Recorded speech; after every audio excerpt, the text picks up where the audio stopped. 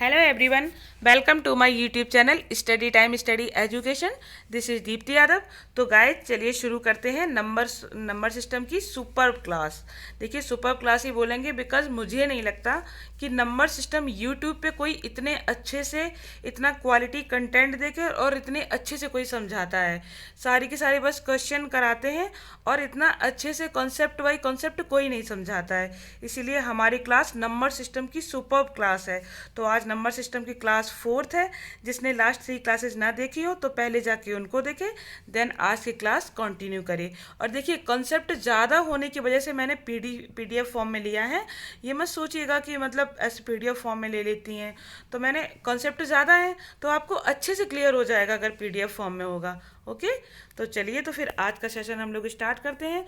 Last जो 3 classes हैं उनको क्योंकि अब काफ़ी लंबा हो गया तो इतना समराइज करना थोड़ा सा मुश्किल है.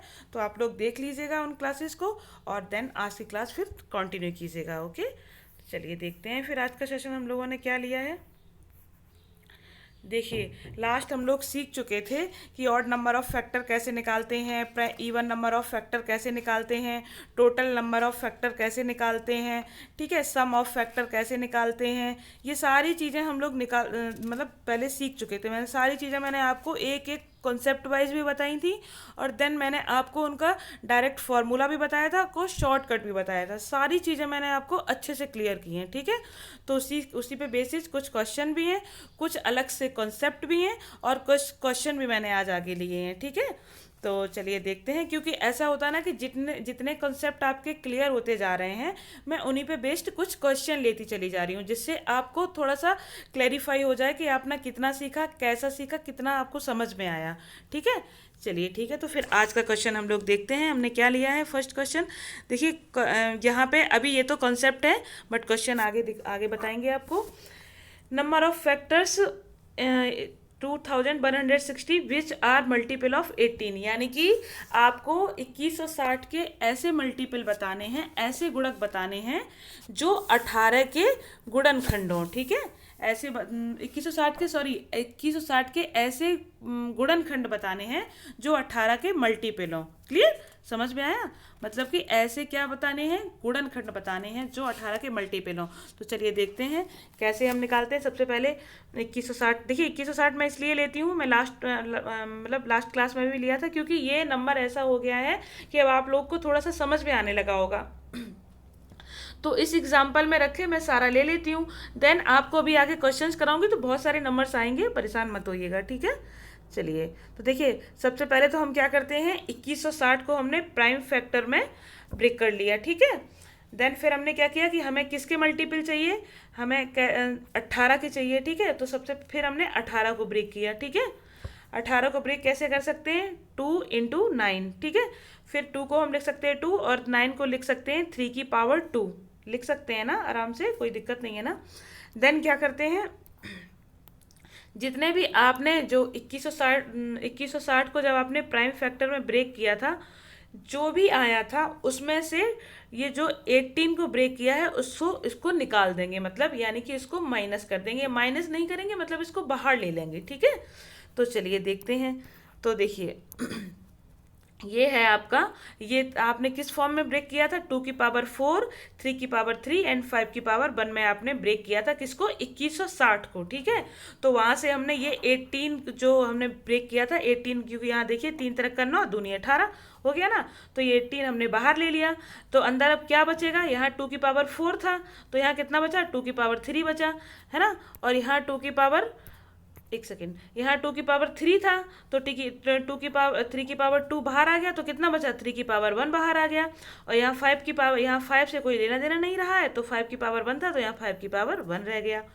क्लियर समझ में आया. अच्छा फिर से एक बार समझाती हूँ, रुकिए. देखिए सबसे पहले क्या किया हमने 2160 का प्राइम फैक्टराइजेशन किया.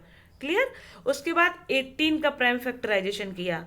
ठीक है इन दोनों का प्राइम फैक्टराइजेशन करके मैंने 18 का जो प्राइम फैक्टराइजेशन था उसको बाहर ले लिया 2160 के प्राइम फैक्टराइजेशन में से. ठीक है तो अंदर क्या बचा, अंदर यहाँ देखिए यहाँ 2 की पावर 1 थी तो जब यहाँ पे 2 की पावर 4 थी और 2 की पावर 1 चलेगी तो यहाँ कितना बचा, 2 की पावर 3 बचा. ठीक है और जब यहाँ पे 3 की पावर 3 थी तो यहाँ 3 की पावर 2 बाहर चलेगी तो यहाँ क्या शेष बचा, 3 की पावर 1 शेष बचा, और यहाँ 2 से कुछ लिया नहीं गया, 5 से कुछ लिया नहीं गया, तो 5 जैसा का तैसा ही रखा रहा, उससे कोई मतलब नहीं है। ठीक है, अब देखिए, अब यहाँ पे जो भी पावर आई है, जो भी पावर आपकी अंदर बची हुई है, उसी में 1 ऐड कर लिया हमने, और आपका आ गया ये answer 4 into 2 is equal to 16। अब क्या है कि ये आ गए 2160 के कितने 16 ऐसे फैक्टर होंगे जो 18 के मल्टीपल होंगे। क्या होंगे? 18 के मल्टीपल। मल्टीपल का मैंने मतलब आपको क्या बताया था कि मल्टीपल जो सबसे छोटी संख्या होती है वो खुद वह संख्या होती है जो दी हुई होती है, और बाकी जो आते हैं वो सारे उससे बड़े आते हैं, और किसी भी संख्या के मल्टीपल क्या होते हैं? अनंत तक जाते हैं। मतलब जिस संख्या को वो संख्या पूरी तरीके से काट दे, रिमाइंडर 0 आ जाए, वही उसका मल्टीपल होती है। तो यहाँ हमें क्या मिला? 18 के हमें 16 मल्टीपल मिल गए। ठीक है, तो ये इसका आंसर हो गया। क्लियर? अब नेक्स्ट अब आपको फिर से एक और क्वेश्चन पूछती हूँ इसी पे बेस्ड कि 2160 के ऐसे फैक्टर बताइए जो 60 के मल्टीपल हों। किसके मल्टीपल हों? 60 के मल्टीपल हों।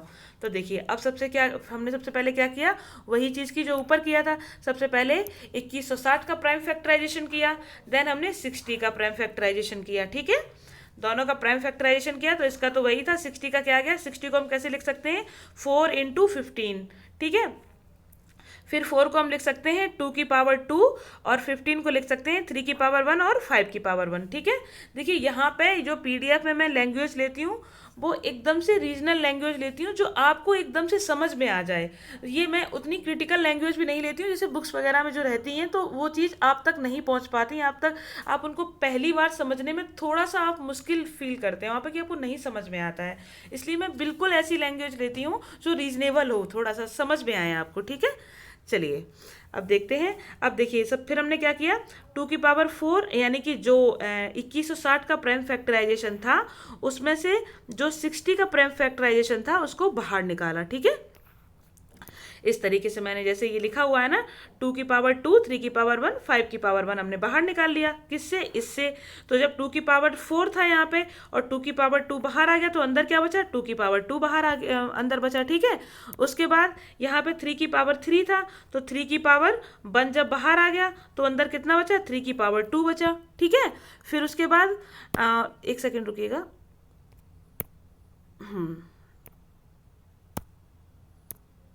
हाँ, देन फिर क्या हुआ? और यह 5 की पावर तो 1 ही था, और यहाँ पे 5 की पावर 1 बाहर आ गया, तो अब यहाँ अंदर 5 के लिए तो कुछ बचा नहीं। ठीक है, तो अब यहाँ क्या बचा हमारे पास? अब यहाँ पे हमारे पास बचा 2 की पावर 2 एंड 3 की पावर 2। बस पावर में 1 ऐड करेंगे और आपका आंसर आपके सामने 9 आंसर आ गया। क्लियर? अब ये किसके गुणनखंड आ गए कि ये 2160 के वो गुणनखंड आ गए जो 60 के मल्टीपल होंगे। ठीक है, अब देखिए आपका एक डाउट होगा कि बाहर क्यों निकालते हैं। ठीक है, देखिए मैं आपका कोई भी डाउट रहने नहीं दूंगी, जो आपके मन में आएगा तो मैं यहाँ से समझ सकती हूँ कि आपके मन में क्या डाउट आ सकता है कि मैम बार बार बाहर क्यों निकालती हैं, इसका रीज़न क्या है। तो चलिए मैं आपको बताती हूँ कि बाहर क्यों निकालते हैं, इसका रीज़न क्या है बाहर निकालने का।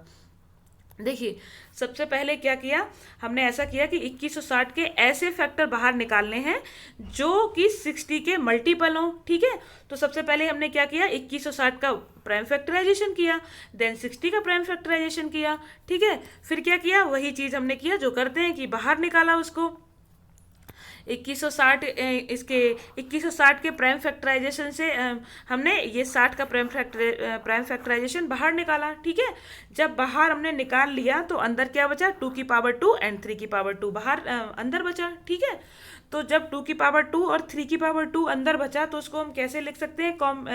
परम्यूटेशन कॉम्बिनेशन में 2 की पावर 0 को लिख सकते हैं 2 की पावर 0, 2 की पावर 1 एंड 2 की पावर 2, और 3 की पावर 2 को कैसे लिख सकते हैं? 3 की पावर 0, 3 की पावर 1 एंड 3 की पावर 2। ठीक है, ऐसे लिख सकते हैं ना इसको। देखिए, नंबर सिस्टम से एनटीपीसी में बहुत ज़्यादा क्वेश्चन बनते हैं, बहुत ज़्यादा। यहाँ बनते सीजीएल में भी हैं, एसएससी के जितने भी एग्जाम्स होते हैं सब में बनते हैं, बट इनमें कितना एक लिमिट होती है, जैसे कि 4, जैसे अगर प्री है तो आपके उसमें 4 से 5 क्वेश्चन बन जाएंगे, मेंस होगा तो उसमें 10 से 15 क्वेश्चन रहते हैं, ठीक है। और जैसे कि लेकिन एनटीपीसी में ऐसे नंबर ऑफ द क्वेश्चंस रहते हैं नंबर सिस्टम से। हाँ, उसमें क्या होता है, रीजनिंग में भी उसको ले लिया जाता है और उसमें भी ले लिया जाता है, मैथ्स में भी ले लिया जाता है, तो इसलिए काफ़ी इंपॉर्टेंट चैप्टर है। और जैसे कि यूपी की जो भी जैसे सी टेट, जैसे ये एग्ज़ाम हुआ टीचर वाले, जो सी टेट होते हैं, यूपी टेट होता है, किसी भी स्टेट का जो भी टीचर एलिजिबिलिटी टेस्ट होता है, उन सब में नंबर सिस्टम का मतलब काफ़ी अच्छा रोल रहता है सारे एग्जाम्स में, ठीक है। तो इसीलिए मैं काफ़ी अच्छे से इसको आपको एक्सप्लेन कर रही हूँ इसको। चलिए देखिए, अब हमने क्या किया कि इसको इस तरीके से हम कॉम्बिनेशन परम्यूटेशन फॉर्म में हमने लिख लिया, ठीक है। अब लिखने के बाद हमने क्या किया कि ये हमने क्या लिख लिया, बाहर क्या ले लिया, ये बाहर हमने ले लिया जो 60 को हमने प्राइम फैक्टराइजेशन में ब्रेक किया था वो, यानी कि 2 की पावर 2 तो कितना हो गया 4, 3 की पावर 1 कितना हो गया 3, 5 की पावर 1 कितना हो गया 1, तो 4 3 12 पंजे 60, 60 बाहर लिया ना। अंदर जो बचा था 2 का स्क्वायर बचा था, 3 का स्क्वायर बचा था, हमने वो इसको कॉम्बिनेशन परम्यूटेशन फॉर्म में लिख लिया, ठीक है। लिखने के बाद फिर हमने क्या किया कि इसको हमने 60 पूरा 60 लिख लिया, अंदर क्या बचा, ये बचा। अब देखिए, जब भी हम क्या करेंगे, इसका इससे मल्टीप्लाई करेंगे और फिर उसके बाद 60 से मल्टीप्लाई करेंगे, क्योंकि भाई ब्रैकेट के बाहर जो भी पार्ट होता है उसका ब्रैकेट के अंदर मल्टीप्लाई तो हमेशा किया जाता है, ठीक है, हमेशा करते हैं। अगर ब्रैकेट के बाहर जो पार्ट होगा तो अंदर जाएगा तो वो उन्हीं सब संख्याओं के पास वापस चला जाता है, ठीक है।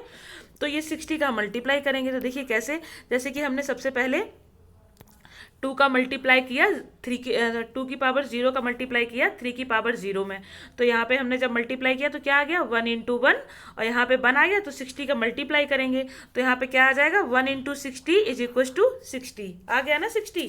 अब फिर से हमने जब 2 की पावर 1 का और 2 की पावर 0 का और 3 की पावर 1 में मल्टीप्लाई करेंगे, ठीक है। ये कॉमा लगा हुआ है, डोंट बी कंफ्यूज्ड, ये कॉमा लगा हुआ है, ये सब जगह ये कॉमा है, ठीक है। इसको समझिएगा, थोड़ा कम क्लियर हो रहा है तो आप देख लीजिएगा, समझ लीजिएगा इसको, ठीक है।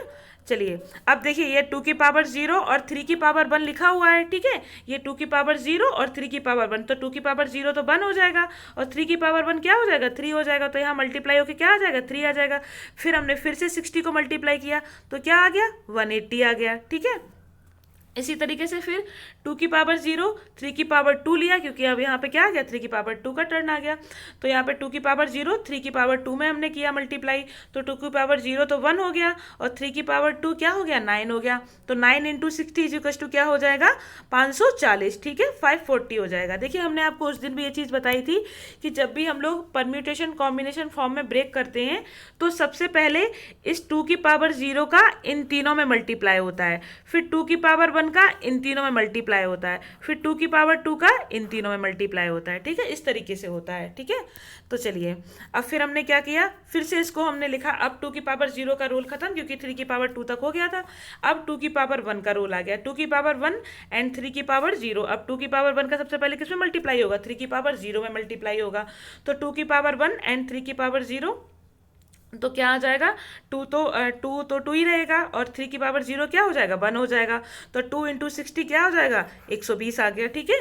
इसी तरीके से 2 की पावर 1 का 3 की पावर 1 में गुणा किया तो यहाँ 2 इंटू 3 हो गया, तो 6 इंटू 60 तो 360 हो गया, ठीक है। 60 ये सब सारी की सारी 60 वही हैं जो हमने बाहर कॉमन लिए थे, ठीक है। ये मैं इसलिए बता रही हूँ क्योंकि आपको कन्फ्यूज़न ना हो, कोई डाउट ना हो कि क्यों बाहर निकालते हैं, इस वजह से मैंने इसको एक्सप्लेन फॉर्म में लिया है, ठीक है। उसकी देखिए फिर आगे इसी तरीके से मल्टीप्लाई होते चले गए, 2 की पावर 1 का 3 की पावर 2 तक हमने मल्टीप्लाई किया तो यहाँ तक हो गया, फिर 2 की पावर 2 का हमने 3 की पावर 0 में फिर से मल्टीप्लाई किया तो 4 हो गया इंटू 1 हो गया, ठीक है। 3 की पावर 0 क्या हो जाएगा 1 हो जाएगा और 2 की पावर 2 4 हो जाएगा, ठीक है। तो यहाँ 4 इंटू 1 हो गया, तो 4 इंटू 60 इजिकल्स टू क्या हो जाएगा 240 हो जाएगा। उसके बाद 2 की पावर 2 और 3 की पावर 1 तो कितना हो जाएगा 2 2 जा 4 हो जाएगा और 3 की पावर 1 3 हो जाएगा, तो 12 इंटू 60 हो जाएगा, तो 12 छक्का 72 यानी कि 720 हो गया।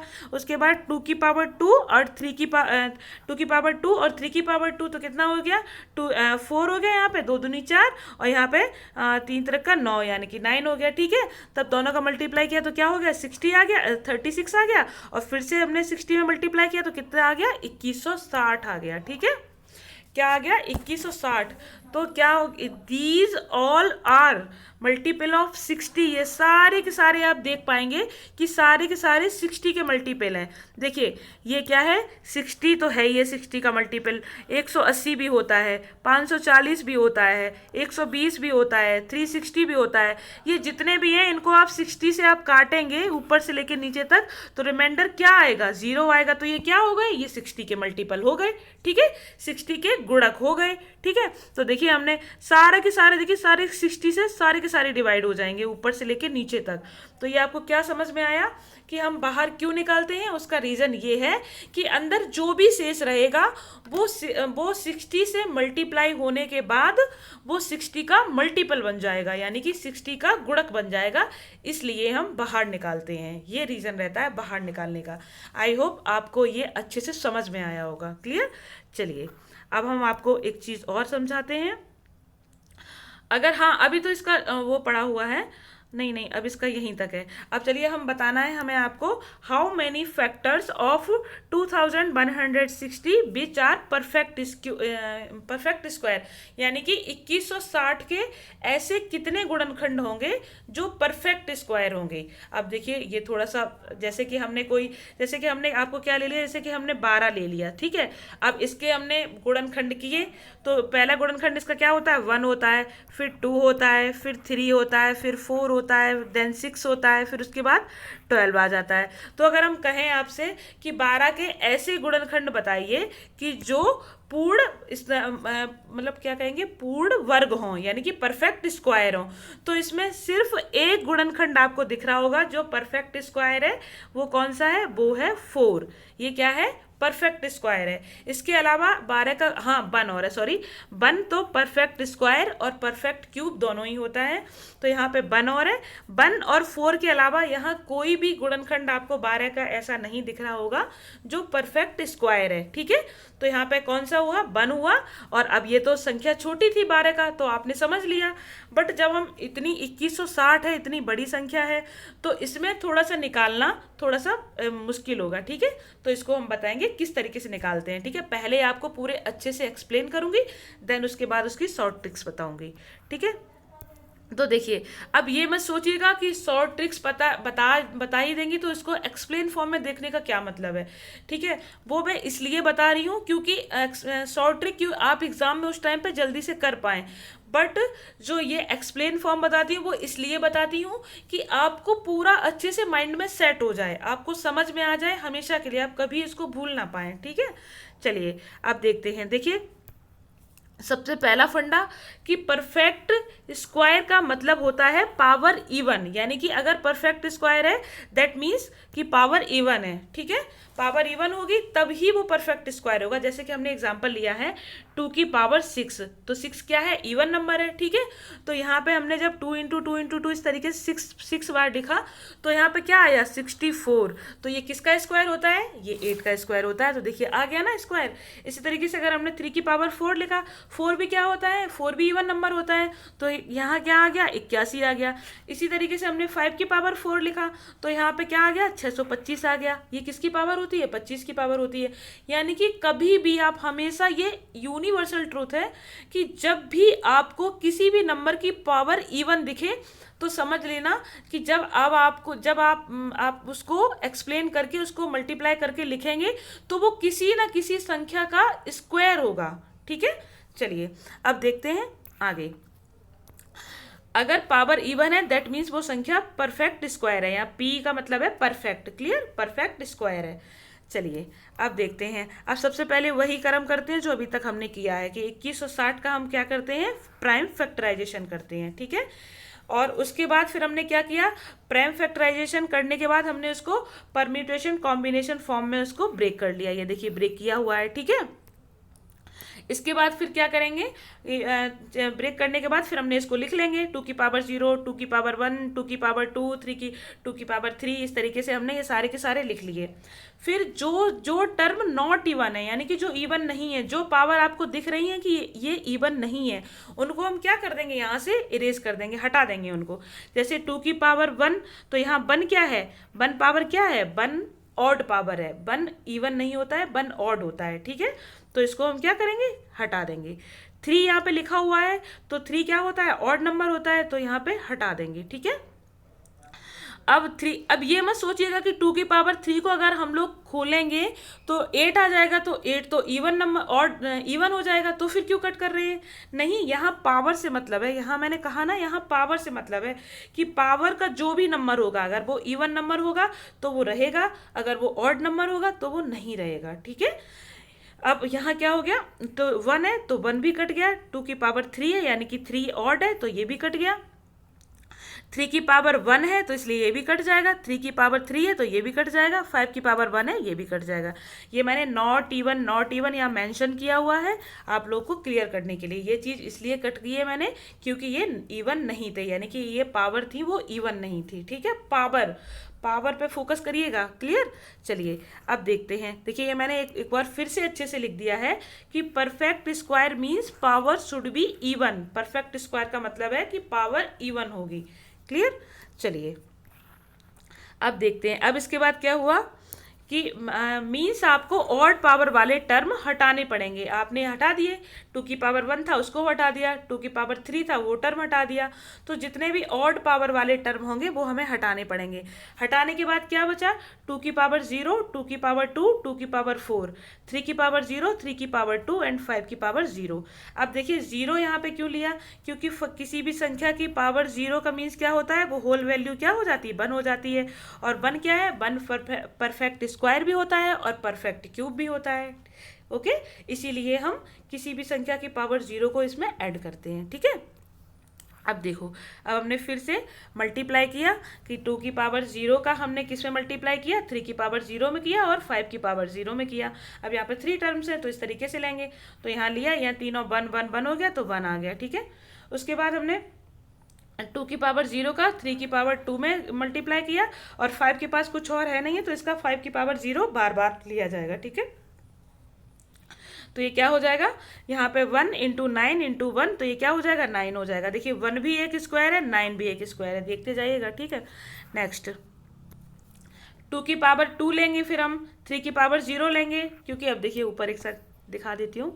अब यहाँ पे 2 का हमने पहले किस में मल्टीप्लाई किया, 3 की पावर 0 में किया, 3 की पावर 2 में किया और 5 के पास केवल 0 पावर थी तो यहाँ पे दोनों का मल्टीप्लाई हो गया, ठीक है। अब इन दोनों का समाप्त हो गए, अब किसका नंबर आया, 2 की पावर 2 का नंबर आया। अब इसका इन दोनों में फिर से होगा, ठीक है। तो 2 का हमने 3 की पावर 0 में किया, 5 की पावर 0 में किया, तो 2 का यहाँ पे 2 की पावर 2 है तो 2 2 जा 4 हो गया, 1 × 1 = 4 हो गया, क्लियर। अब 2 की पावर 2, 3 का स्क्वायर और 5 का 0, ठीक है। तो यहाँ क्या हो जाएगा, 2 की पावर 2 4 हो गया और 3 की पावर 2 का 9 हो गया और 5 की पावर 0 का 1 हो गया, तो 9 चौका 36 हो गया, ठीक है। 36 भी एक क्या होता है, स्क्वायर होता है, 4 भी क्या होता है, एक स्क्वायर होता है, ठीक है। चलिए आगे चलते हैं। अब 2 की पावर 4 वहाँ पे बचा था, ऊपर था ना 2 की पावर 4, ये देखिए 2 की पावर 4। अब इसका अगेन इसमें मल्टीप्लाई होगा, फिर इसमें होगा, पहले इसमें होगा, फिर इसमें होगा, फिर इसमें होगा, देन इसमें होगा, ठीक है। इस तरीके से फिर से इसको किया हमने। देखिए 2 की पावर 4 का 3 की पावर 0 में किया, 5 की पावर 0 में किया, तो 16 × 1 × 1 16 आ गया। 2 की पावर 4 का 3 की पावर 2 में किया, 5 की पावर 0 में किया, तो 16 × 9 × 1, तो ये भी क्या है, एक परफेक्ट स्क्वायर है, 16 भी परफेक्ट स्क्वायर है। अब ये तो इतना तो आपको पता होगा कि किस किस के स्क्वायर है, ये 1 का स्क्वायर है, ये 3 का स्क्वायर है, ये 2 का स्क्वायर है, ये 6 का स्क्वायर है। और ये देखिए मैंने आपको लास्ट वीडियो में भी बताया था कि आपको एटलीस्ट 30 तक स्क्वायर याद होने चाहिए और 20 तक क्यूब याद होने चाहिए, ठीक है। बाकी सिंप्लीफिकेशन में मैं बताऊंगी कि आप सडन कैसे निकाल सकते हैं, लेकिन फिर भी आपको यहाँ तक याद होने चाहिए, क्लियर। चलिए और ये किसका स्क्वायर है, ये 4 का स्क्वायर है और ये 12 का स्क्वायर है, ठीक है। चलिए अब चलते हैं। अब देखिए डायरेक्ट अगर मतलब यहीं से यहाँ तक हमने परम्यूटेशन कॉम्बिनेशन फॉर्म में ब्रेक कर लिया, ये वाला ब्रेक कर लिया। अब इसके बाद हमें ये मल्टीप्लाई ना करना पड़े, ठीक है, तो इसके लिए हमें एक डायरेक्ट ट्रिक भी पता है। क्या है कि हमने क्या कर दिया, ऑड पावर वाले टर्म निकालने के बाद जो पार्ट शेष हो, तो क्या बचा था, 2 की पावर 0, 2 की पावर 2, 2 की पावर 4, 3 की पावर 0, 3 की पावर 2, 5 की पावर 0, ये बचा हुआ है ना। तो यहाँ से 3 टर्म बचे हैं, यहाँ से 2 टर्म बचे हैं, यहाँ से 1 टर्म बचा हुआ है ना, यही बचे हैं ना।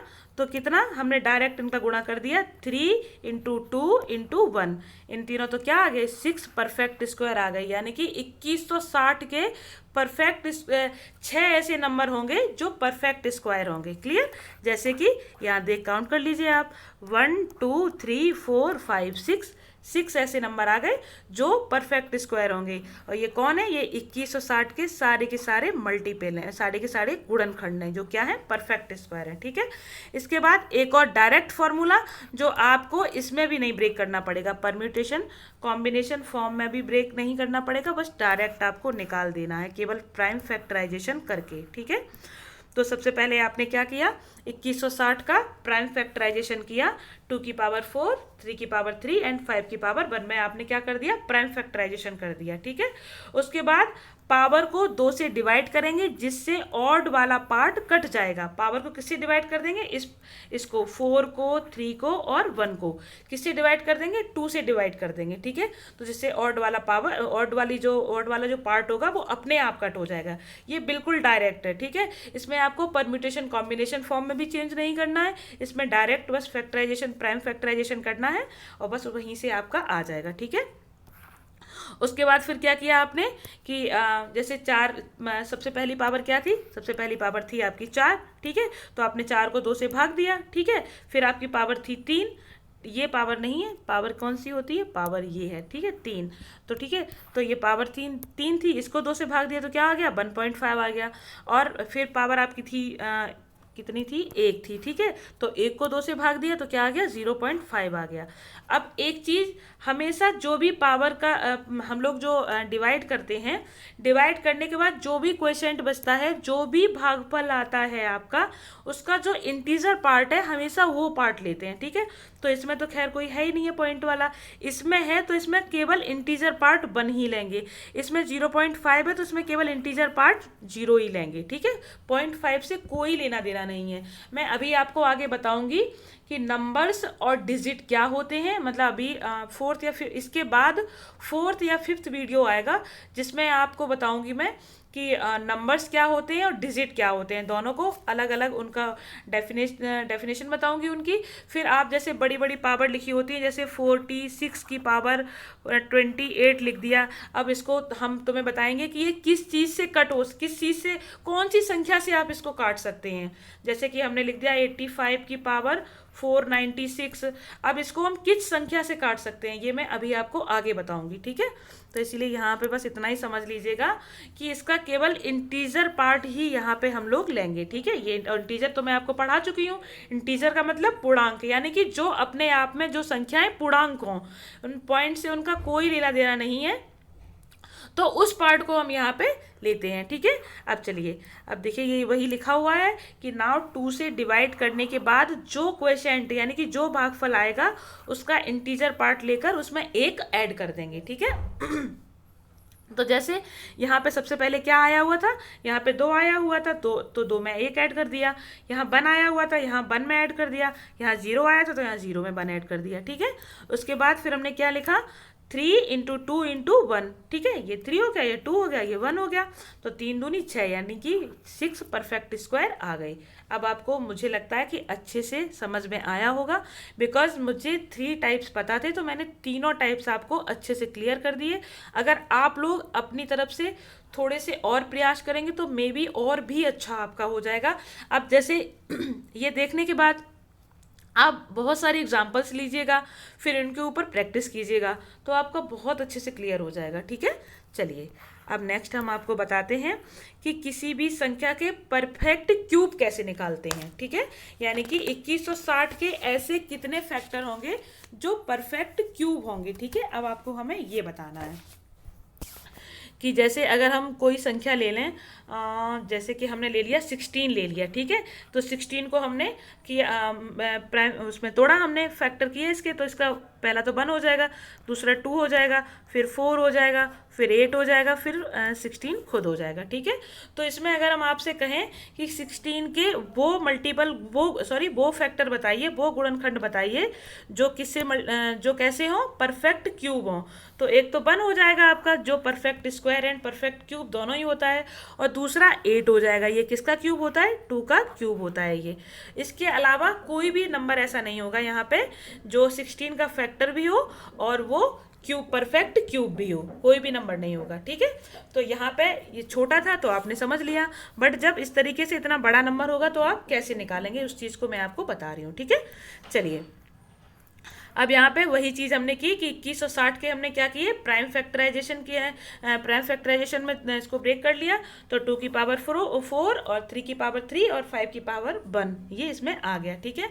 अब यहाँ पे इसका फंडा क्या होता है, perfect cube means at least power 3। Perfect cube का मतलब हो गया कि कम से कम पावर कितनी होनी चाहिए, 3 होनी चाहिए, ठीक है। वहाँ पे क्या था, परफेक्ट स्क्वायर में क्या था कि पावर कैसी होनी चाहिए थी, इवन होनी चाहिए थी, यानी कि 2 होनी चाहिए था या 2 का मल्टीपल होनी चाहिए थी। इसी तरीके से इसमें है कि पावर 3 होनी चाहिए या 3 का मल्टीपल होनी चाहिए, ठीक है। एटलीस्ट पावर 3 यानी कि या तो 3 हो या 3 का कोई भी मल्टीपल हो, जैसे 6 हो, 9 हो, 12 हो, 15 हो, ये कोई भी पावर हो तो चलेगा, ठीक है। इसके अलावा यहाँ कुछ नहीं चलता, ठीक है। चलिए अब देखते हैं, यहाँ लिखा हुआ है परफेक्ट क्यूब पूर्ण घन। इसको क्या कहते हैं, परफेक्ट क्यूब को पूर्ण घन। इसका मीन्स होता है एटलीस्ट पावर 3, तो पावर 3 रखिए या फिर 3 का कोई मल्टीपल, बाकी सब काट दीजिए। क्लियर। चलिए अब आपको हम आगे बताते हैं, एक सेकेंड। अब हमने वही चीज़ किया कि 2160 को हमने क्या किया, 2 की पावर 4, 3 की पावर 3 और 5 की पावर 1 में हमने यहाँ पे आपको प्राइम फैक्टराइजेशन में हमने तोड़ लिया। देखिए सबसे पहले हम आपको एक चीज़ और क्लियर कर दें, इनकेस आपको क्लियर ना हो रहा हो, कि जैसे कि किसी की भी कोई भी पावर जिसकी पावर अगर 3 हो या 3 का मल्टीपल हो तो वो हमेशा किसी का परफेक्ट क्यूब बनेगी। जैसे आप ले लो 5, यहाँ 2 की पावर आपने 3 लिया था तो कितना आ गया था, 8 आ गया था, ठीक है।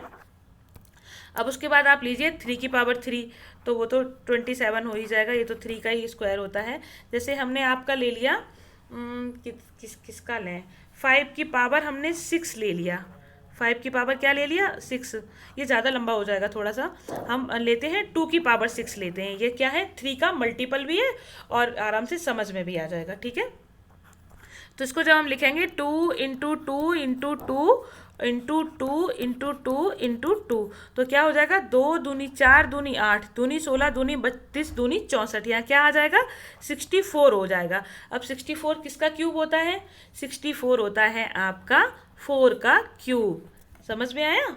इसी तरीके से अगर हम लेते हैं 3 की पावर 6, 3 की पावर 6 लिया हमने, तो यहाँ पे लिखेंगे 3 into 3 into 3 into 3 into 3 into 3, ठीक है। तो क्या है, 3 तरह का 9 तिया 27 तिया 81 तिया 243, 81 तिया 3 14, हाँ 243, और 243 तिया कितना हो जाएगा, 729, 243 तिया 729। अब देखिए ये किसका क्यूब होता है, इसीलिए मैं आपको कह रही हूँ कि आपके सारे क्यूब पता होने चाहिए कम से कम 20 तक। ये होता है आपका 9 का क्यूब, ठीक है। तो ये किसका क्यूब आ गया, 9 का क्यूब आ गया। तो वैसे आप समझ लीजिए कि अगर हम या तो पावर 3 लें या 3 का कोई मल्टीपल लें तो वो हमेशा किसी और संख्या का या उसी संख्या का क्यूब आएगा, ठीक है। चलिए अब हम चलते हैं, मतलब उस संख्या का तब आएगा जब आप उस पर एग्जैक्टली पावर 3 लेंगे, तब तो उसी संख्या का क्यूब होगा, और जब 3 का मल्टीपल लेंगे तब वो किसी और संख्या का क्यूब आएगा, ठीक है। कंफ्यूज मत होइएगा बिल्कुल। चलिए अब हमने यहाँ पे क्या किया, इसको परम्यूटेशन कॉम्बिनेशन फॉर्म में इसको लिख लिया, 2 की पावर 0, 2 की पावर 1, 2 की पावर 2, 2 की पावर 3, 2 की पावर 4, इसी तरीके से 3 को लिख लिया, इसी तरीके से 5 को लिख लिया, ठीक है। अब लिखने के बाद यहाँ पे हमें जो जो पावर हमें दिख रही है कि या तो जो टू या तो जो मतलब वो पावर है जो टू बनेगी, या फिर वो पावर है जो थ्री, मतलब थ्री से कम, एटलीस्ट पावर थ्री से कम पावर का तो कोई मतलब ही नहीं बनता यहाँ पे। अगर वन है, टू है, तो ये दोनों पावर कट जाएंगी, या फिर कोई पावर इवन है तो वो भी कट जाएगी। तो यहाँ पे पावर क्या है, वन है, इसलिए ये कट गया। यहाँ पावर क्या है, टू है, तो टू क्या है, इवन है, इसलिए ये कट गया। यहाँ पावर कितनी है, फोर है, तो फोर पावर इवन हो गई, तो ये भी कट गया। यहाँ पावर वन है तो ये भी कट गया। एटलीस्ट थ्री की पावर कितनी होनी चाहिए, थ्री की पावर थ्री होनी चाहिए। थ्री की पावर वन का कोई मतलब नहीं बनता यहाँ पे, ठीक है। थ्री की power three, only three number नहीं, थ्री की पावर थ्री होनी चाहिए, ठीक है। और थ्री की पावर टू, यानी कि टू क्या है, इवन है, ये भी कट गया। फाइव की पावर वन, ये भी कट गया, ठीक है। अब हमारे पास बचा क्या, यहाँ पे हमारे पास बचा टू की पावर ज़ीरो, थ्री की पावर ज़ीरो, और हाँ यहाँ पे टू की पावर थ्री और बचा, यहाँ थ्री की पावर ज़ीरो और फाइव की पावर ज़ीरो, ये चीज़ें बची हमारे पास, ठीक है। देखिए अभी मैंने आपको बताया था एक बार कि किसी भी संख्या की पावर जीरो का मतलब क्या होता है कि वो संख्या उस संख्या की होल वैल्यू वन हो जाती है, और वन क्या होता है, परफेक्ट स्क्वायर भी होता है और परफेक्ट क्यूब भी होता है, ठीक है। चलिए अब देखिए यहाँ से यही चीज़ मैंने यहाँ पे मेंशन की है, आप लोग देख लीजिएगा, क्लियर। चलिए अब आपके सारा कटने के बाद यहाँ पे क्या बचा, यहाँ बचा टू की पावर जीरो, टू की पावर थ्री, थ्री की पावर जीरो, थ्री की पावर थ्री और फाइव की पावर जीरो, ठीक है। ये बचा है यहाँ पे। तो यहाँ पे हमने, अगर आप चाहो तो इसको भी जैसे हमने उसमें मल्टीप्लाई करके लिखा था, तो आप समझने के लिए वही मल्टीप्लाई फिर से कर सकते हैं और उसमें देख सकते हैं कि कितने क्यूब आएंगे। बट यहाँ पे मैंने यहाँ पे शॉर्ट कर दिया, क्योंकि पहले मैं उसको एक्सप्लेन कर चुकी हूँ स्क्वायर वाले में। तो यहाँ पे क्यूब वाले में आप खुद कर सकते हैं कि टू की पावर जीरो का थ्री की पावर जीरो और थ्री की पावर थ्री और फाइव की पावर जीरो में मल्टीप्लाई, फिर टू की पावर थ्री का थ्री की पावर जीरो, थ्री की पावर थ्री और फाइव की पावर जीरो में मल्टीप्लाई करके आप देखेंगे तो ऑब्वियसली यहाँ पे क्या आएगा, आपके सारे के सारे जो भी टर्म आएंगे वो परफेक्ट क्यूब आएंगे, ठीक है। अब चलिए, अब यहाँ पे यहाँ पे दो टर्म बचे, यहाँ पे भी दो टर्म बचे, यहाँ पे वन टर्म बचा। डायरेक्ट यहाँ पे आप गुणा कर देंगे, गुणा करके फोर आ गया, यानी कि 2016 में 2160 के चार गुणनखंड ऐसे होंगे जो परफेक्ट क्यूब होंगे, क्लियर। चलिए अब इसका शॉर्ट फार्मूला भी होता है, मतलब शॉर्टकट भी है, जो आपको इसमें चेंज नहीं करना पड़ेगा, ये सब नहीं करना पड़ेगा, ये इतना झमेला, आपको डायरेक्ट इसको निकाल सकते हैं। कैसे, देखिए ये है। सबसे पहले हमने क्या किया, 2160 का प्राइम फैक्टराइजेशन किया, ठीक है। करने के बाद क्या करते हैं, हम पावर को 3 से डिवाइड कर देंगे। पावर को 3 से डिवाइड कर देंगे तो जो इवन वाला पार्ट है वो अपने आप कट जाएगा, ठीक है। तो आपने चार को, यहाँ सबसे पहले पावर क्या है, चार है, तो चार को आपने 3 से डिवाइड किया तो क्या आ गया, 1.3333 आगे तक चले जाते हैं तो उनका कोई मतलब नहीं होता, तो केवल हमने कितना ले लिया, 1.3 ले लिया, ठीक है। इसी तरीके से थ्री का फिर पावर क्या थी, थ्री थी, इसमें फिर से थ्री का डिवाइड किया तो क्या आ गया, वन आ गया। इसी तरीके से आगे वन बाई थ्री का किया तो फिर क्या हो गया, सॉरी पावर वन थी उसमें थ्री का किया तो क्या हो जाएगा, 0.333, इस तरीके से आगे आते चले जाएंगे। लेकिन हमें हमेशा कौन सा पार्ट लेना है, हमें हमेशा इंटीजर पार्ट ही लेना है। इसमें वन लेना है, इसमें वन लेना है, इसमें जीरो लेना है, हमेशा इंटीजर पार्ट लेना है, ठीक है। चलिए अब हमने ले लिया, सबसे पहले क्या था, वन था तो यहाँ one plus one, one plus one, zero plus one, तो 2 इंटू वन, चार परफेक्ट क्यूब आ गए, चार आ गए परफेक्ट क्यूब। 2160 के चार ऐसे नंबर्स होंगे जो परफेक्ट क्यूब होंगे, क्लियर। आई होप आपको अच्छे से समझ में आया होगा। अब चलिए इन पे बेस्ड कुछ क्वेश्चन देखते हैं। अभी तक हम जितना कुछ कर चुके हैं उन पे बेस्ड कुछ क्वेश्चन है। देखिए, find the total number of factors 10,500। अब 10,500 के हमें क्या बताने हैं, टोटल नंबर ऑफ फैक्टर्स, कुल कितने गुणनखंड होंगे किसके, 10,500 के। तो देखिए 10,500 के गुणनखंड करने के लिए बहुत सिंपल, मुझे लगता है अब तो आप लोगों को बहुत अच्छे से क्लियर हो गया होगा कि टोटल नंबर ऑफ फैक्टर निकालने के लिए हम क्या करते हैं, उसका प्राइम फैक्टराइजेशन करते हैं। सबसे पहले क्या करते हैं, प्राइम फैक्टराइजेशन करते हैं। तो आप क्या करेंगे, प्राइम फैक्टराइजेशन करेंगे 10,500 का। तो देखिए 10,000, एक सेकेंड रुकिएगा,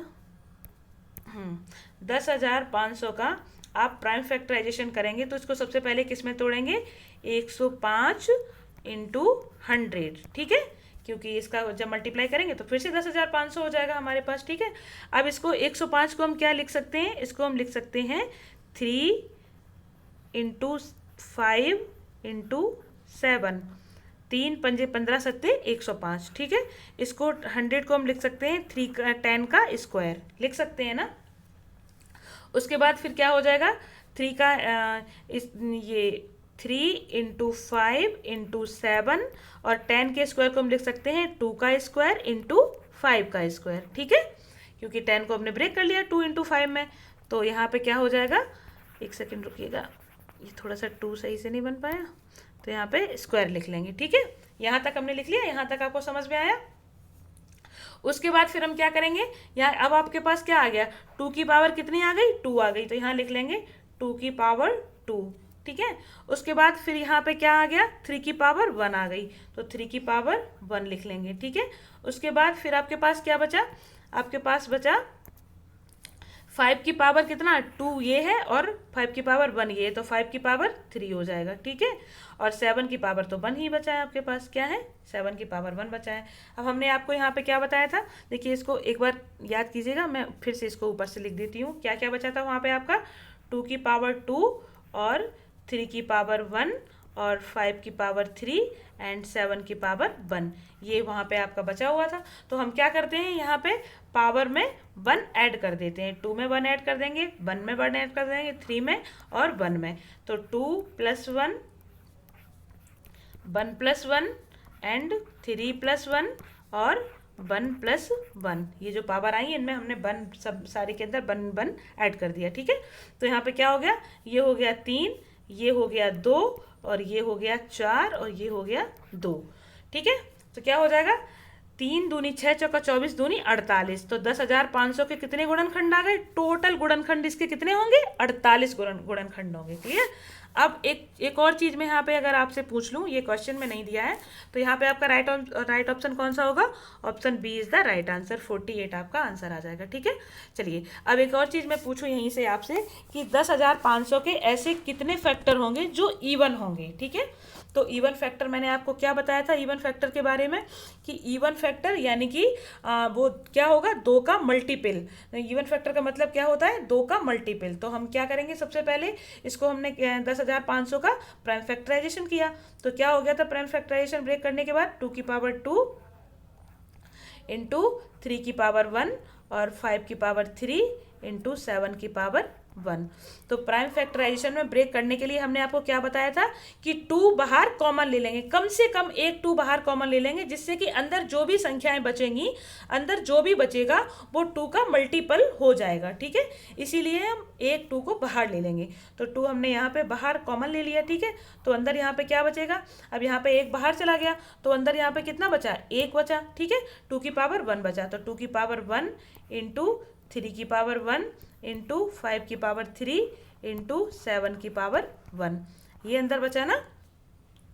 अब इसको जब भी हम अंदर 2 से किसी भी, देखो 2 से अगर हम 2 की पावर 1 से मल्टीप्लाई करेंगे, इसका इससे मल्टीप्लाई करेंगे तो क्या हो जाएगा, 2 दूनी 4।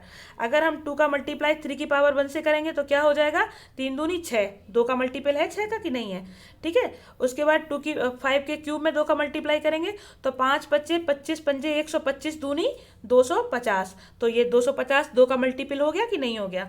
और फिर 7 की पावर 1 में यानी कि और 2 का मल्टीपल जब मल्टीप्लाई करेंगे तो क्या हो जाएगा, 7 दूनी 14, तो 14 भी क्या होता है, 2 का मल्टीपल होता है, क्लियर। अब अच्छे से समझ में आया। अब चलिए अब देखते हैं यहाँ पे हमारे पास क्या बचा है, एक सेकंड रुकिएगा, मैं इसको इरेज कर दूँ थोड़ा सा, ऐसे आपको समझ में नहीं आएगा, खिचड़ी हो गई यहाँ पे, एक सेकंड। अब देखिए अब यहाँ पे क्या करते हैं हम, अब यहाँ पे जो भी पावर आपकी आई हुई हैं उनमें क्या करते हैं, 1 ऐड कर लेते हैं। जैसे यहाँ पे 2 की पावर 1 है, 3 की पावर 1 है और ये 5 की पावर 3 है और 7 की पावर 1 है, तो 1 + 1 और 1 + 1, उसके बाद 3 + 1 और उसके बाद 1 + 1। अब इन सबको हमने क्या कर लेंगे, एक फिर से इसको लिख लेंगे, क्या आ गया, तो 1 प्लस सबसे पहले क्या था, 1 + 1 था, क्योंकि पावर 1 थी वहाँ पे, 2 की पावर 1 बचा था ना अंदर, तो वहाँ 1+1, फिर 5 की पावर 3 की पावर क्या बचा था, 3 की पावर 1 बचा था, ठीक है। तो यहाँ वहाँ क्या कर लेंगे, 1+1, फिर 5 की पावर 3 था तो 3+1, फिर 7 की पावर 1 था तो 1+1। अब इनको लिख लीजिए, 2 × 2 × 4 × 2, यानी कि 2 दूनी 4, 4 चौका 16 दूनी 32। इसके 10,500 के 32 गुणनखंड ऐसे होंगे जो कैसे होंगे, इवन होंगे, यानी कि सम होंगे, सम गुणनखंड होंगे, ठीक है।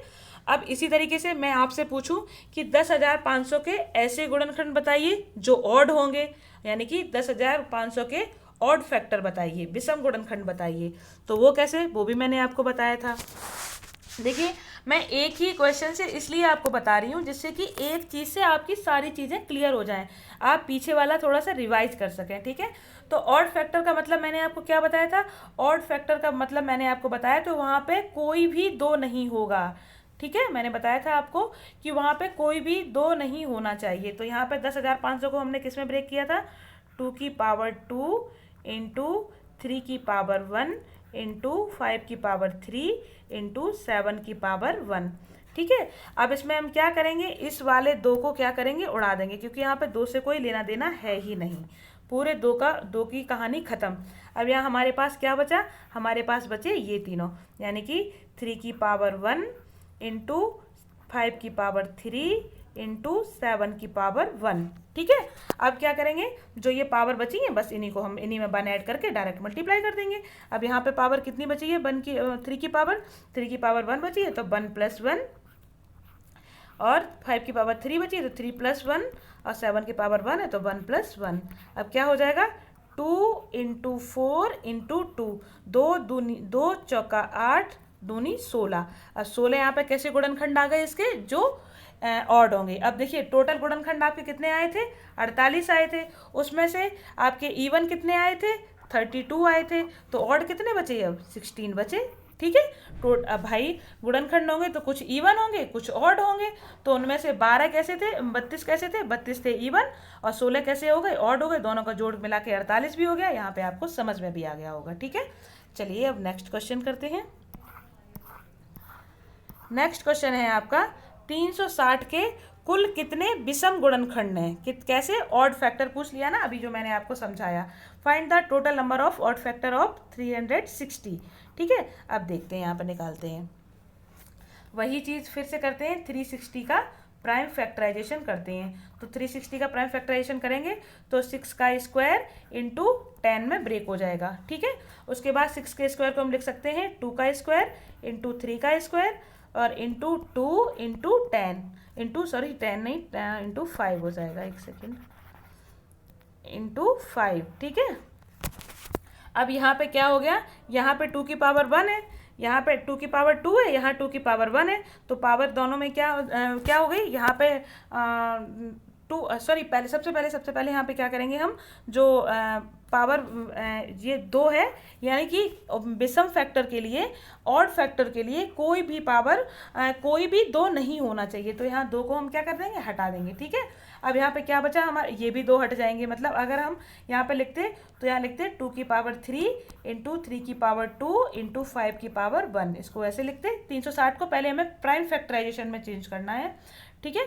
तो चेंज करने के बाद जो यहाँ पे अब जितना भी ये 2 आया है, इसको सबको हम हटा देंगे, ये ख़त्म। अब कौन बचा, 3 का स्क्वायर बचा और 5 की पावर 1 बचा, ठीक है। अब चलिए आगे लिखते हैं इसको। हाँ, क्या बचा था आपका, 3 की पावर 2 और 5 की पावर 1 वहाँ पे बचा हुआ था, ठीक है। तो अब यहाँ क्या करेंगे, जो पावर है 2 पावर था और यहाँ पे कितना था, 1 पावर है, दोनों को क्या करेंगे, दोनों में 1 1 ऐड करके आंसर आ जाएगा। 2 की पावर 2 + 1 और 1 + 1, तो क्या हो जाएगा, 3 × 2 = 6। यहाँ पे option D is the right answer. Clear, अब समझ में आया होगा आपको अच्छे से, क्योंकि अब ये उसका 10,500 का भी हो गया था, इसका भी हो गया था, तो अब आपको अच्छे से क्लियर हो गया होगा, ठीक है। चलिए अब नेक्स्ट देखते हैं। यहीं पे अगर हम आपसे कह देते कि 360 की जगह कह देते 3600, अगर तो 3600 का क्या हो जाता, 3600 को सबसे पहले हम प्राइम फैक्टराइजेशन करते, तो कैसे, सबसे पहले 6 का स्क्वायर और × 100, यानी कि 100 को हम क्या लिख सकते हैं, 10 का स्क्वायर, है ना। 100 को क्या लिख सकते हैं 10 का स्क्वायर, ठीक है। इसके बाद फिर इसको हम क्या लिख सकते थे 6 को 2 की पावर 2 एंड 3 की पावर 2। उसके बाद 10 को 2 की पावर 2 इंटू 5 की पावर 2 ये लिख सकते थे। उसके बाद फिर क्या करेंगे, जो टू है दोनों को ऐड हो जाएगा, 2 की पावर 4 हो जाएगा इंटू 3 की पावर 2 हो जाएगा इंटू 5 की पावर 2 हो जाएगा, ठीक है। इतना हो गया। अब चलिए आगे फिर से इसको थोड़ा सा इरेज करना पड़ेगा, आप लोग देख लीजिए एक बार। अब इसको इरेज करते हैं। चलिए जब भी आपको देखना, जब आप देखेंगे जिस टाइम पे आप प्रैक्टिस कर रहे होंगे, समझ रहे होंगे इस चीज़ को, तो आप वीडियो वहाँ पे पॉज कर लीजिए और आराम से देखिएगा, ठीक है। और उसके बाद फिर अब हम यहाँ पे क्या करेंगे, यहाँ पे अब कितना बचा था वहाँ पे 2 की पावर 4 और 3 की पावर 2 और 5 की पावर 2 वहाँ पे बचा हुआ था, ठीक है। तो हमें क्या विषम गुणनखंड निकालने हैं, तो यहाँ से क्या करना पड़ेगा हमें, यहाँ से हमें जो 2 वाला पार्ट है वो पूरा हटाना पड़ेगा, तो ये पूरा चला गया। अब हमारे पास क्या बचा 3 की पावर 2 और 5 की पावर 2 ये वाला पार्ट बचा हमारे पास। तो हम क्या करेंगे पावर में 2 ऐड कर देंगे, 2 + 1 और 2 + 1 यानी कि 3 × 3 = अगर यहाँ पे 3600 होता तो उसके 9 गुणनखंड ऐसे आते जो विषम होते। क्लियर। चलिए अब नेक्स्ट है आपका 4200 के कुल कितने सम गुणनखंड हैं। अब यहाँ पे 4200 के क्या पूछे हैं, सम गुणनखंड पूछे हैं। सम गुणनखंड का मतलब क्या है, किस फॉर्म में होंगे वो 2 के यानी कि 2 के मल्टीपल के फॉर्म में होंगे, ठीक है। चलिए अब देखते हैं कैसे करेंगे इनको। कैसे करेंगे, सबसे पहले हम 4200 का प्राइम फैक्टराइजेशन करेंगे। तो 4200 का प्राइम फैक्टराइजेशन करेंगे तो 6 × 7 × 10 का स्क्वायर, ठीक है। इसको हमने प्राइम फैक्टराइजेशन में ब्रेक किया, 6 × 7 = 42, 42 का 100 में यहाँ से गुणा करेंगे तो कितना हो जाएगा 4200 हो जाएगा पूरा, ठीक है। अब 6 को हम क्या लिख सकते हैं 2 × 3 लिख सकते हैं, 7 को 7 लिख लिया और 10 के स्क्वायर को 2 का स्क्वायर इंटू 5 का स्क्वायर, ठीक है, लिख लिया हमने। उसके बाद अब हम क्या करेंगे, ये 2 की पावर कितनी है 1 है, ये 2 की पावर 2 है, दोनों को ऐड कर देंगे तो क्या हो जाएगा 2 की पावर 3 हो जाएगा और 3 की पावर 1 हो जाएगा और 5 की पावर 1 हो जाएगा और 7 की पावर 1 हो जाएगा। ये हमारे पास प्राइम फैक्टराइजेशन बन के आ गया किसका 4200 का, ठीक है। अब इसको चलिए अब ऊपर देखते हैं, फिर से इसको एक बार करते हैं। क्या बचा था हमारे पास 2 की पावर 3 इंटू, एक सेकेंड सीधा लिखते हैं इसको, 2 की पावर 3 बचा था हमारे पास और 3 की पावर 1 और 5 की पावर 2। ये प्राइम फैक्टराइजेशन में तोड़ने के बाद किसको 4200 को हमारे पास ये आया था, ठीक है। अब इससे हम क्या करेंगे, हमें इवन चाहिए ना, सम गुणनखंड चाहिए ना, इवन फैक्टर चाहिए। तो उसके लिए हम क्या करते हैं 2 बाहर कॉमन लेते हैं। तो हमने 2 बाहर कॉमन ले लिया, ठीक है। जब हमने 2 कॉमन ले लिया तो यहाँ अंदर क्या बचा, अंदर बचा हमारे यहाँ पे 2 कॉमन चला गया, एक 2 की पावर 1 चली गई तो यहाँ क्या बचा 2 की पावर 2 बचा। तो 2 की पावर 2 इंटू 3 की पावर 1, अरे यार क्या हो गया, एक सेकेंड फिर से लिखना पड़ेगा। यहाँ पे किसमें 2 की पावर 3 इंटू 3 की पावर 1 इंटू 5 की पावर 2 इंटू 7 की पावर 1, ठीक है। यहाँ से हमने 2 कॉमन लिया तो अंदर क्या बचा 2 की पावर 2 इंटू 3 की पावर 1 इंटू 5 की पावर 2 इंटू 7 की पावर 1, ये हमारा अंदर बचा हुआ है, ठीक है। तो क्या करेंगे, वही करेंगे, पावर को पावर में 1 ऐड कर देंगे, पावर में 1 ऐड कर देंगे तो हमारा आंसर आ जाएगा। जैसे यहाँ पे पावर क्या है 2 है, यहाँ पे 1 है, यहाँ पे 2 है, यहाँ पे 1 है। तो 2 + 1 और 1 + 1 और 2 + 1 और 1 + 1, यही हो गया ना। तो क्या हो जाएगा 2 और 1 3 और यहाँ पे 2 और 3 और 2 यानी कि 3 दूनी 6, 3 18, 18 दूनी 36। तो यहाँ पे option C is the right answer. आपका आंसर कौन सा आ गया, ऑप्शन सी। क्लियर। चलिए अब हम अगर आपको यहाँ पे हम एक चीज़ और, एक क्वेश्चन और पूछते हैं यहीं पे कि 4200 के कितने प्राइम फैक्टर होंगे। ये तो आप पक्का भूल चुके होंगे क्योंकि काफ़ी दिन हो गए, 2-3 दिन हो गए आपको इसको पढ़े हुए। तो प्राइम फैक्टर हम किस तरीके से काउंट करते थे, सबसे पहले हम क्या करते थे 4200 को हमने प्राइम फैक्टर में ब्रेक किया, यानी कि 4200 का प्राइम फैक्टराइजेशन किया।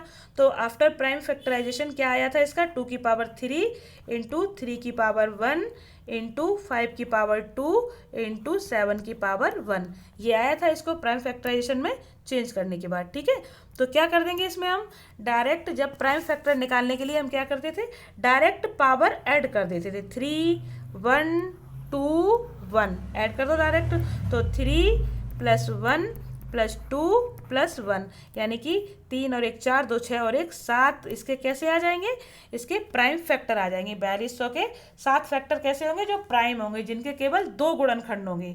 वो फैक्टर्स ऐसे होंगे जिनके केवल 2 गुणनखंड होंगे। प्राइम फैक्टर का यही मतलब होता है। प्राइम का मतलब भाई, प्राइम नंबर का क्या मतलब होता है, या तो उसका गुणनखंड 1 हो या तो वो संख्या अपने आप में हो, इसके अलावा उसका कोई गुणनखंड नहीं होता है। क्लियर। चलिए, आई होप आपको हमारा सेशन पसंद आया होगा।